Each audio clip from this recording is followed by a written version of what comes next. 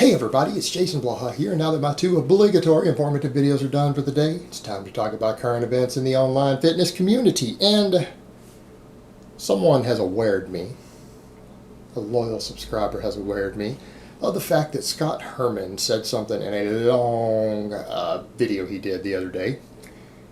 And I'm more than a little bit disappointed because Scott Herman is one of those guys who historically I kind of ragged on a little bit years ago, but then his channel got better. He started producing more quality information. He actually done some videos that I gave a lot of praise to, discussing the basics and everything else. I'm like, man, this guy has really come a long way. And then he dropped this piece of shit. But I am showing him tips and tricks on how to better. Like, I've already basically fixed his squat, I fixed his bench press, and then this week was our first week training traps together, and the first thing we did was rack pulls. And I swear, like, these older dudes could not stop talking shit about me doing rack pulls because I had about like 7 45-pound plates on the bar, and obviously I was only moving it an inch, and they were probably making fun of me like, oh, this guy thinks he's so cool because he's lifting 7 plates an inch off the friggin' rack, because they have no idea what the hell I'm doing, and they're too butthurt or stuck up to come over and ask, like a normal person would if they're actually curious about the exercise. But no one in that gym, I haven't seen anybody else besides like one of the trainers do rack pulls before. And that's why most people don't see trap growth. Damn. So let me put on my +5 hat of weaponsmithing, work on skilling up my crafting a little bit, and let's talk about this. Now, I don't know what else to say other than I don't see how any person with any knowledge, even a most rudimentary knowledge of human biomechanics, thinks that rack pulls make your traps grow better than other exercises. Meaning, let me rephrase that.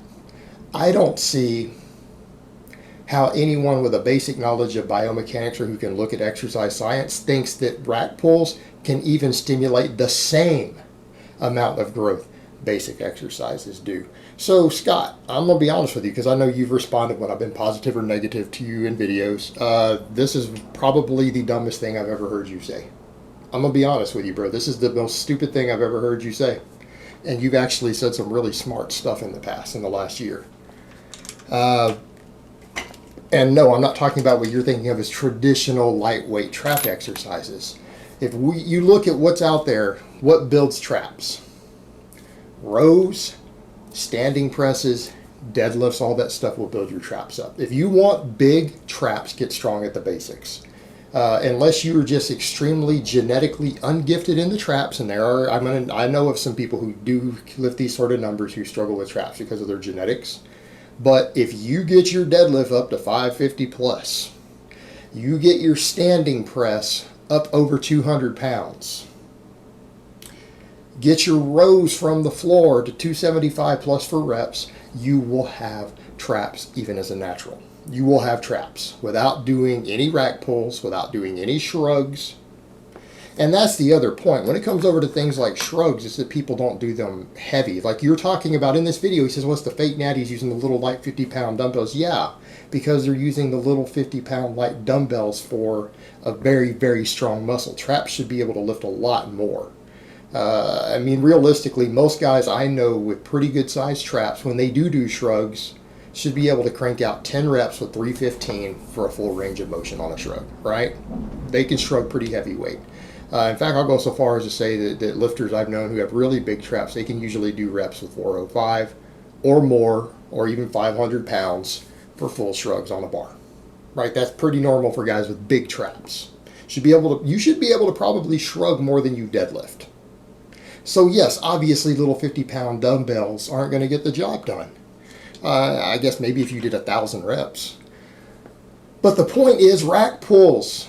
What would I say? If I was one of these older guys, if I owned the gym and I caught you doing 1-inch rack pulls with my bars and my rack doing silly stuff, no, I wouldn't come over and ask you why you're doing it. I would probably kick you out of my gym for destroying my equipment. That's what I would do.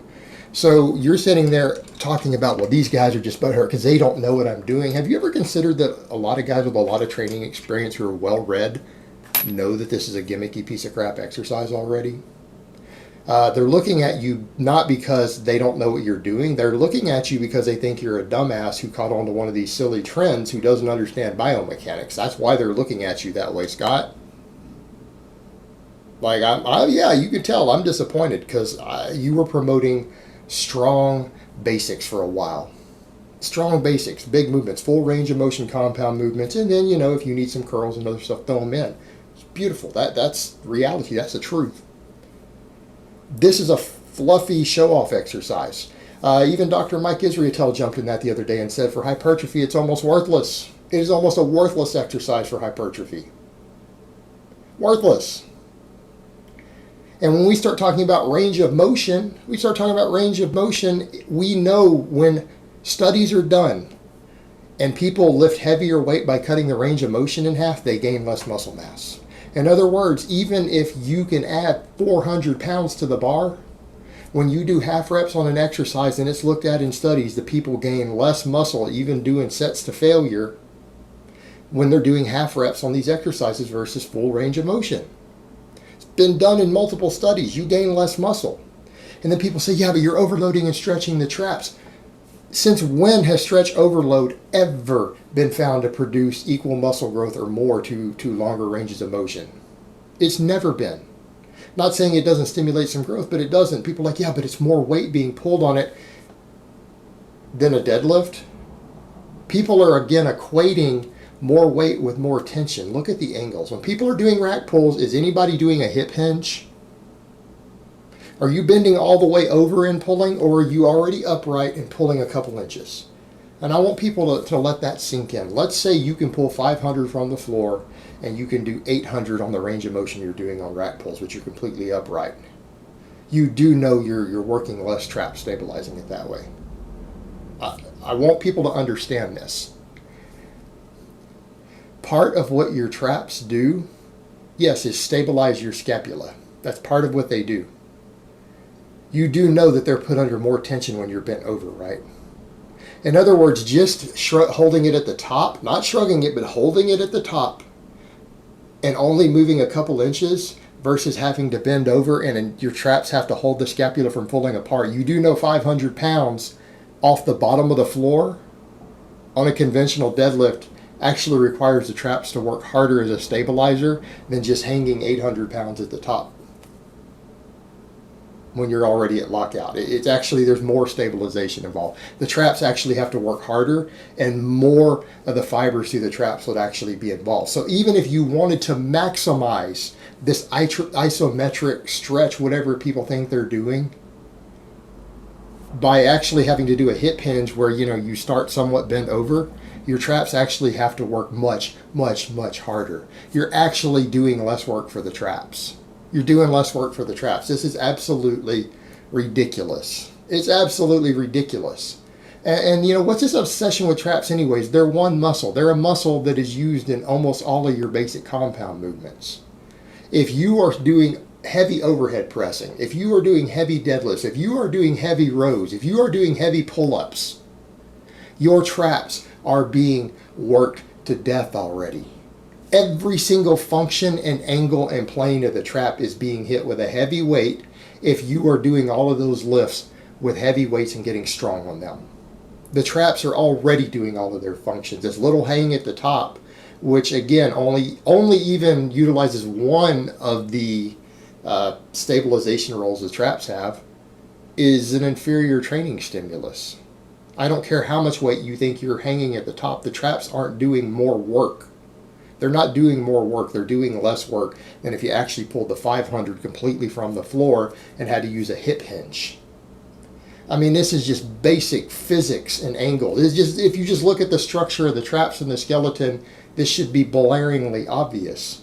This is just trendy, ignorant nonsense. It's been promoted by a couple of people on YouTube that's caught on, and hopefully this fad goes away and people realize that this is complete and utter nonsense. This is a useless exercise. It does nothing but potentially hurt you, and it destroys gym equipment. Yeah, I'm pretty upset that a really big YouTuber like this is now promoting this nonsense, because more people are going to do it. It's going to destroy equipment that other people need, and these people are still going to be tiny and weak after they've been doing it for 6 months. It doesn't work. All right, guys, but that's really all I have to say on that today. I hope it's been informative, and I will talk to you guys next time.